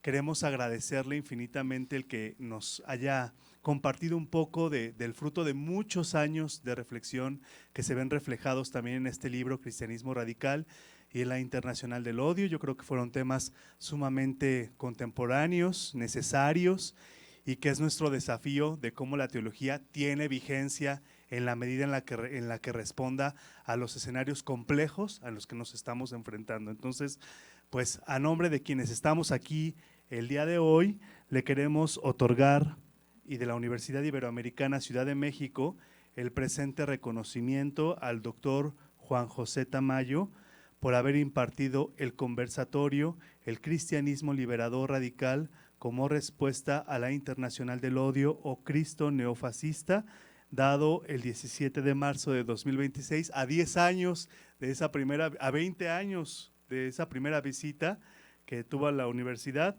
Y bueno, firma la doctora Crista Patricia Godínez Munguía, directora del Departamento de Ciencias Religiosas. Muchas gracias, doctor. Muchas gracias. Muchas gracias. Y en el mismo tenor, a la maestra María Teresa Valenzuela Gorospe por haber participado y facilitado también este conversatorio. Muchas gracias. Y bueno, pues agradecerles a quienes van a ver el video, porque mucha gente se quedó también con estas ganas de poder escucharle, y agradecerles a ustedes que nos hicieron el favor de honrarnos con su presencia. Bueno, quien guste a lo mejor un libro del doctor Tamayo, todavía tenemos unos poquitos. Entonces, muchas gracias y que tengan muy buena noche. Gracias.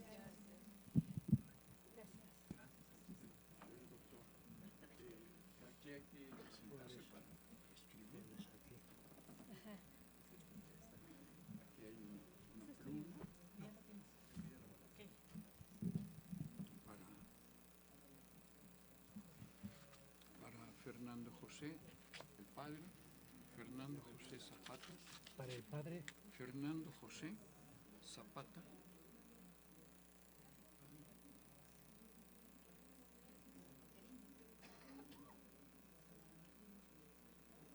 Fernando José Zapata. Zapata Vázquez.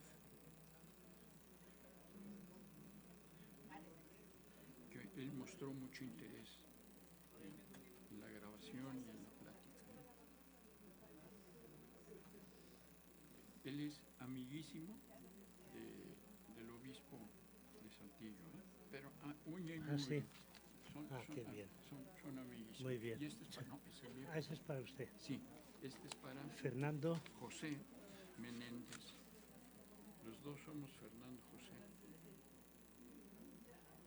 Fernando José Menéndez.